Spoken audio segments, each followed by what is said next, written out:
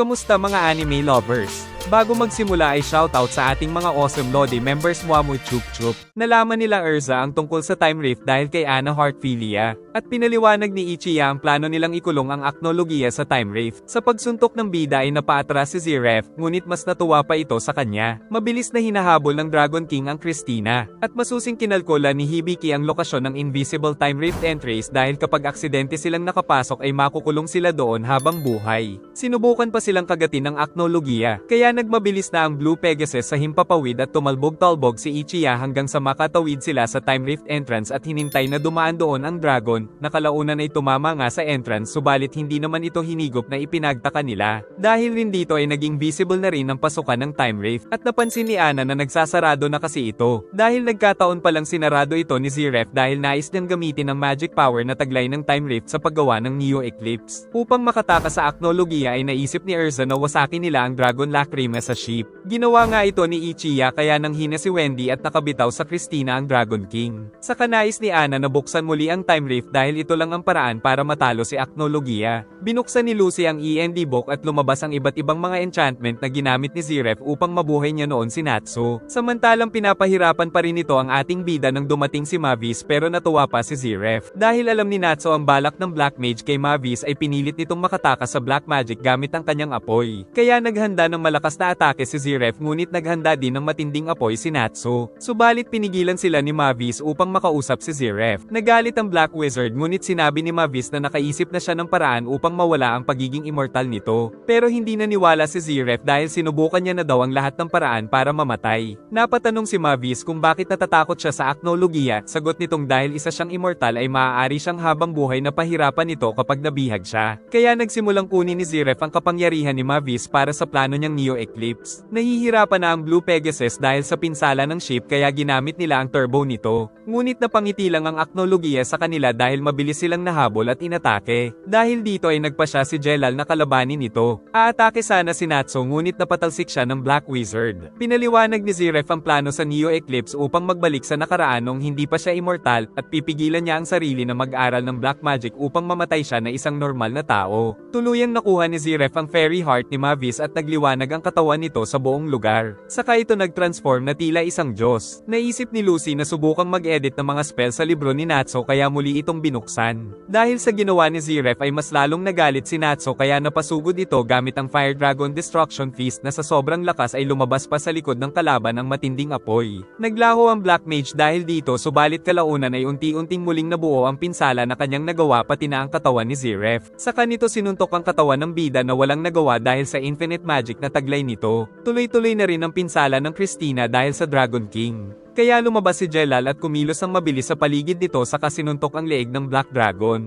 Ngunit kinain lang ng dragon ang kanyang mahika dahil sa magic immunity nito saka ibinugay ito sa karagatan na nagpayanig sa buong paligid at nagdulot ng pagkahiwa ng dagat. Nakaligtas naman si Jelal na nagsisisi sa paggamit niya ng matinding mahika. Samantala sinusubukan pa rin ni Ana na muling buksan ang time rift. Habang si Ziref ay wala ng kalaban kaya binuksan niya na ang Neo Eclipse gamit ang pinto ng Fairy Tail Guildhall upang mabago ang nakaraan at hindi siya maging immortal na pinagmulan ng lahat ng kasamaan sa mundo. Biglang tumigil ang mga salita sa libro ni Natsu at naglaho ang ilan sa mga letre nito kaya naisip nilang nasa panganib ang bida. Sinubukan naman itong muling isulat ni Lucy samantala nalaman ni Ana na may ibang nagbukas sa time rift. Saka nakita nilang hindi na invisible ang pasukan nito kaya hindi na nila ito magagamit sa aknologiya pero nais ni Jelal itulak na lang dito ang dragon kasama siya. Bago pa makapasok si Ziref sa Neo Eclipse ay muling nabuhay ang bida dahil sa kagagawa ni Lucy ngunit ang katawan ng dalaga ang napipinsala sa kanyang ginawa. Nabitiwan niya ang panulat dahil halos pumutok na ang ugat at napakainit din ang katawan nito dahil sa kanyang ginawa. Ngunit naisip pa nitong maaari niyang tanggalin ang demon sa loob ni Natsu.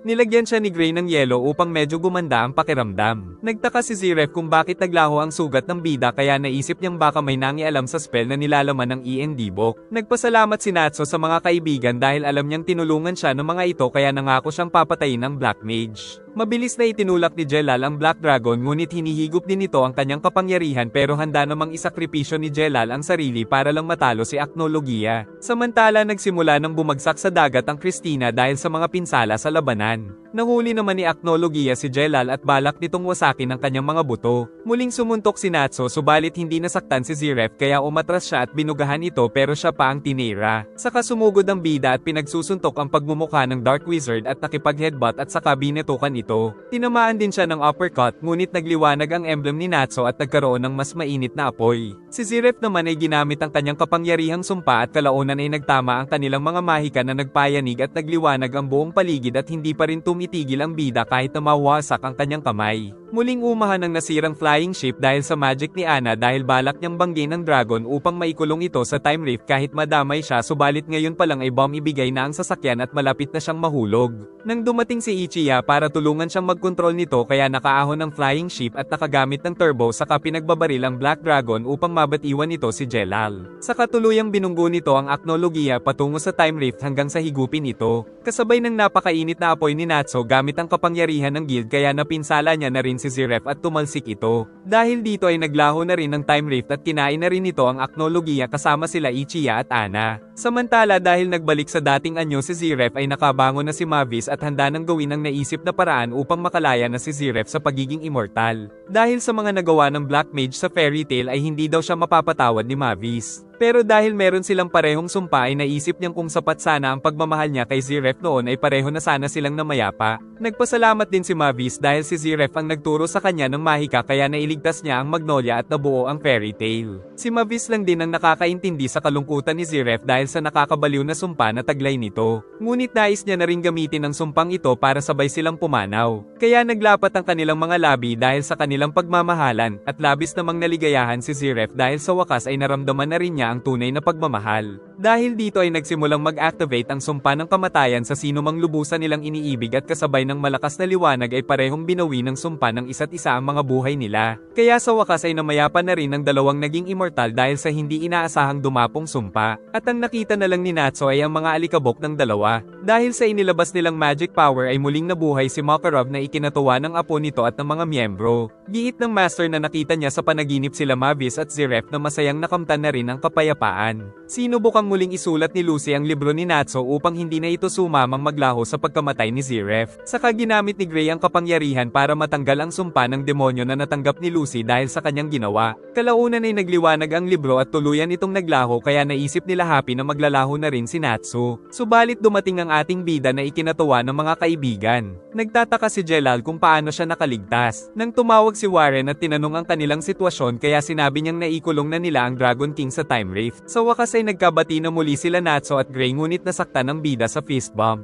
Subalit sa kanilang paglalakad pabalik sa guild ay naglaho si Natsu sa kanilang likuran kaya ikinatakot nilang dahil ito sa naglahong libro. Samantala biglang may nag-crack sa hangin na napansin ni Wendy. Natakot ang mga wizard nang makita ito. Hanggang sa lumaki ito nang lumaki at lumabas ang kamay ng Aknologia hanggang sa makatakas ito sa time rift na agad silang pinaulanan ng malakas na mga light beam na puminsala sa buong bayan ng Magnolia kaya nabalot sa kaguluhan ang buong lugar. Nahulog si Erza sa dagat ngunit pinilit niyang mabuhay subalit patuloy ang pagpapasabog sa kanila ng Dragon King kaya napatalsik na naman siya. Saka kinuha nito si Wendy at pinadala sa loob ng time rift upang doon patayin. Hinigop na rin sila Gajil at Laxus pati na si Eric. Giit nila Lecter na naglaho din sila Sting at Rogue. Samantala napunta si Natsu sa time rift kung saan nag-aabang ang Aknologia. Saka pinakita nito na siya na lang ang natitirang hindi niya nakukulong sa mga lakrima na ikinagalit ni Natsu. Kalaunan ay nakalabas na rin sila Ichiya at Ana mula sa time rift. Nalaman nila kay Ana na dahil sa time rift ay nagkaroon ng matinding kapangyarihan si Aknologia kaya nagawa nitong mapaghiwalay ang kanyang dragon form sa human form. Kaya habang nagwawala ang dragon sa mundo ay nasa time rift ang human form nito para patayin ang mga dragon slayer. Kakailanganin nilang lumangoy para magtungo sa Magnolia nang dumating si Mes. Kaya nahanap nila sila Lucy at sinabing buhay pa si Natsu. Samantala nagsisimula na rin si Natsu na lumunin ng lakrima. Nagtataka sila Gray kung nasaan si Natsu nang dumating ang kanilang mga kasamahan para sama-samang kalabanin ang kinatatakutang dragon at napaiyak si Erza nang makitang nabuhay muli ang master. monster. Sa kabila ng ginagawa kay Natsu ay nagawa niyang makagamit ng malakas niyang apoy. Dahil dito ay nawasak na rin ang mga lakrima ng mga kasamang Dragon Slayer kaya oras na para patayin nila ang banta sa sangkatauhan. Ngunit ipapakita daw sa kanila nito kung bakit siya tinawag na Dragon King. 4 na siglo ang nakalipas ay binigyan ng lunas ng doktor ang isang dragon na may pangalang Acnologia dahil mapayapa na nakikisalamuha ang mga ito sa mga tao. Giit ng dragon na sa kanyang paglalakbay ay nabalitaan niyang may Dragon Slayer magic na nagmula sa Western Continent kaya nababahala silang madamay sa kaguluhan kaya naman nagpasya siyang umalis para mag-imbestiga. Subalit pagbalik ni Acnologia ay winasak sila nito. Sa kasalukuyan ay sumugod ang mga Dragon Slayer at binigyan sila ni Wendy ng power-ups. Ngunit pag-atake ni Gajil ay hindi pa rin ito sapat saka ang Twin Dragon Slayer ay pinatalsik lang din ng Dragon King.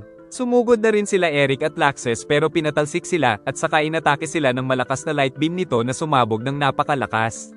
Nakaligtas naman ang grupo kaya sinabi ng Acnologia na nagsisimula pa lang siya. Alam nila Makarov na hindi nila mapapatay ang dragon dahil walang mga Dragon Slayer at meron din itong magic immunity kaya walang magagawa ang mga mahika nila. Subalit may naisip si Lucy na paraan ngunit patuloy ito sa pagwawala sa buong lugar. Giit ni Lucy na gagamitin nila ang isang malaking ship dahil isang Dragon Slayer din ang Acnologia ay baka magkaroon ito ng motion sickness. Saka tinawag dito sila Levi at Fried upang hanapin ang guild spell sa library. Sila Minerva naman ang magpapahabol sa Acnologia patungo sa daungan. Nalaman nilang balak gamitin ni Lucy ang Fairy Sphere na ginamit nila sa Tenro Island upang makaligtas sa Dragon King. Dinala ni Mess sila Gray at Juvia sa Lamia Scale. Dahil kailangan nilang maghanda ng malaking barko para matalo ang Acnologia. Habang naghahanap naman ng Fairy Sphere spell sila Makarov sa library. Inatake ito nila Minerva ngunit kinain lang ang kanilang mga mahika at ibinugay ito sa fairy tale kaya nayanig sila Lucy sa loob. Inatake ito ni Olga ngunit hindi siya pinansin. Samantala pinagsusuntok ni Natsu ang kalaban ngunit nasikmuraan siya nito. Saka sumugod din ang mga kasama na pinatalsik lang ng villain. Sumugod si Laxes gamit ang kidlat nito at sumabog, ngunit nang makita ay nakadapa si Laxes dahil sa lakas ng kalaban. Sa wakas ay nahanap na rin ni Lucy ang Fairy Sphere spell. Samantala umatake si Eric ngunit labis siyang napuruhan nito. Sila Midnight ay tinawag ang atensyon ng Acnologia upang magpahabol sa Harjanport, kung saan nag-aabang ang mga miyembro ng Fairy Tail para isagawa ang Fairy Sphere ngunit naubos na ang magic power nila Minerva. Sa kasamaang palad ay umatake ang dragon sa daungan at tinamaan ang mga malalaking barko na siyang gagamitin sana nilang kulungan nito gamit ang Fairy Sphere. Samantala sa nakaraan ay winasak ng tunay na Acnologia ang bayan na hindi maintindihan ng doktor. Dahil dito ay nangako siyang papatayin ang lahat ng mga dragon kaya nais niyang matuto ng Dragon Slayer magic. Di nagtagal ay nabalitaan ng buong bayan ng isang dragon killer. Nagpunta ito sa isang lalaking nagpapakain ng mga dragon na labag sa loob nito dahil sa pagbabanta. Giit ng doktor na hindi naman niya kailangang matakot sa mga dragon pero hindi alam ng lalaki kung paano lumaban kaya niya ito napipilitang gawin. Ngunit pati siya ay pinatay ng doktor. At kalaunan ay nagtungo siya sa pinapakain nitong dragon at walang awa itong pinatay.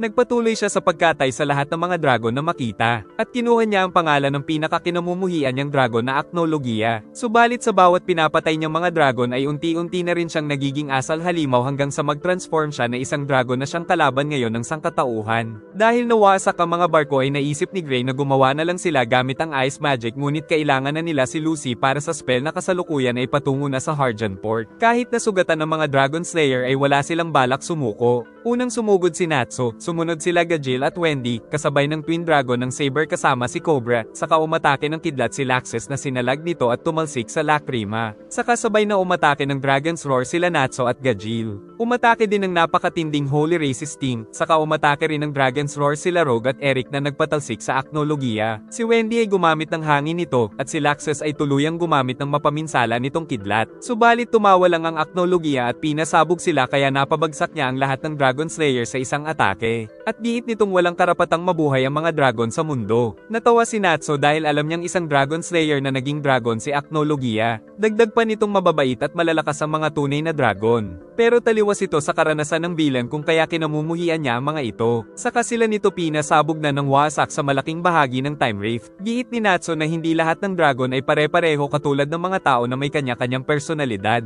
Dahil sa bida ay lumakas ang loob ng mga kasama at na-unlock ang itinatago nilang mga kapangyarihan na siyang ibinigay nila patungo sa katawan ng salamander upang magtaglay ito ng lakas na kayang patayin kahit pa ang Acnologia. Gumawa ng isang napakalaking barko sila Leon at Gray kaya isasagawa na nila ang plano na magpahabol sa dragon na tumakbo ng mabilis patungo kila Erza. Sa kanya ito inatake ng libo-libong mga espada upang tumalsik at ginamit ni Juvia ang tubig upang mapalapit ang barko at eksaktong nahulog dito ang kalabang dragon. Saka nagsimula sila Lucy sa pagsasagawa ng fairy sphere gamit ang kapangyarihan ng lahat ng kasapi ng guild na nandoon. Kasabay ng paghahanda ni Natsu ng pinakamalakas niyang atake ay naghahanda din ng aknologiya na tapatan ito. Habang sa labas ay nakagawa na nga ng fairy sphere ang mga kaibigan upang matrap ang kinatatakutang dragon, ngunit nagsimula itong magwala dahil nais nitong tumakas. Kaya nagsimulang mag-crack ang fairy sphere dahil hindi sapat ang mga magic power nila. Nang dumating si Meldy upang magamit nila ang magic power ng buong kontinente ng Ishgar. Kaya naman nagpatuloy ang pag-agos ng lahat ng magic power patungo sa isinasagawa nilang spell, kaya nagsimulang mahirapang kumilos ang dragon. Dahil dito ay tagumpay na natapos ni Lucy ang pinakamatinding defense spell ng fairy tale. Subalit sa time rift ay galit na si Aknologiya. Dahil sa ginawa nila Lucy ay hindi na rin makagalaw ang human form nito, kaya nang sumugod ang ating bida gamit ang napakalaking fire fist ay hindi nito nasalag, kaya direktang tumama sa kanyang pagmumukha ang lahat ng kapangyarihan ng 7 Dragon Slayer at labis itong napinsala. Dahil dito ay tuluyan ng nagwakas ang kasaysayan ng Black Dragon. At sa labas ay naglaho na rin ang dragon form nito, kaya naisip nilang natalo nila Natsu ang Aknologiya at labis silang nagsaya dahil natapos na rin sa wakas ang digmaan. Saka lumabas mula sa time rift ang mga Dragon Slayer at nahulog si Natsu kina Lucy, samantala masayang sinalubong ng mga kaibigan ang mga bayani. Isang taon makalipas ang digmaan ay nakatanggap ng award si Lucy bilang isang magaling na writer. Hinangaan ng mga tao ang kanyang kagandahan, ngunit kabaliktaran ang kanyang mga kaibigan na nagkakalat sa isang engrandeng pagtitipon. Saka nagkainisan pa sila Gray at Natsu dahil pareho silang hindi naghanda, ngunit sinipa sila pareho ni Erza. Maghuhubad din daw si Juvia na ikinatuwa nila Macau. Nakausap din ni Lucy si Anna dahil hindi na ito bumalik sa nakaraan at nagturo na lang sa mga bata. Naging sobrang close na rin nila Jill at Levi nang marinig nilang buntis si Levi. Si Wendy naman ay napilitang mag-perform muli sa Thanksgiving Festival ng Lamia Scale at nakakagamit na muli ng konting magic si Sheria. Nanalo na naman sa eating competition ng Sabertooth si Minerva. At sa Blue Pegasus ay napiling pinakagwapong lalaki si Ichiya. Ang Mermaid Hill ay naging mga model ng magazine. Saka nagyaya si Kana na uminom ng marami na ipinag-alala ng ama, ngunit nais pa nitong bigyan si Juvia para tuluyang maghubad, kaya nasapok ng anak. Nakita ni Gray ang peklat nito na pwede niya namang ipatanggal kay Wendy dahil nais niyang makitang flawless ang katawan nito. Sila Evergreen at Elfman ay tila nagkatuluyan na rin. Kay Laxus naman ay mararaming nalilink na mga babae sa guild. Napahanga daw si Erza sa talent ni Lucy dahil nang subukan niyang gumawa ng thank you letter ay sinugod pa siya ng mga ito para patayin. Nag-retire na rin ang hari at ang anak nito ang naging reyna ng Fury Kingdom. At ginawaran pa nito ng amnestia ang crime sorcerer dahil sa mga tulong nila sa nagdaang digmaan. Samantala si Makarov ay hindi na nakakalakad dahil sa nangyari. Nang makita nila sa kasiyahan si Mavis at nakita rin nilang nandoon si Ziref, ngunit tila mga normal na mga tao na lang sila dahil nagbago din ang kanilang mga pangalan. At dahil sa lahat ng kasiyahan na nangyayari ay napaluha na lang si Lucy. Kinabukasan ay nagising siya sa kanyang silid, kaya naisip niyang baka panaginip lang ang lahat. Pero nakita niyang nandoon ang award na kinalmot pa ni Happy, kaya totoo ang lahat ng pangyayari. Nagtataka pa siya kung bakit sila nandoon, kaya sinabi ni Natsu na sila ang nag-uwi at nagbihis sa kanya dahil sa sobrang kalasingan, kaya hiyang-hiya siya sa kanyang nagawa. Ngunit niyaya siya ni Natsu na muling kumuha ng quest na labis niyang ikinatuwa, kaya napayakap na lang siya sa ating bida. Nag-enjoy ka ba? Mag-like and subscribe at pindutin ang bell para updated ka sa susunod na upload. Sana ay nagustuhan nyo at mag-like and subscribe ka na rin para muha-muha chup-chup.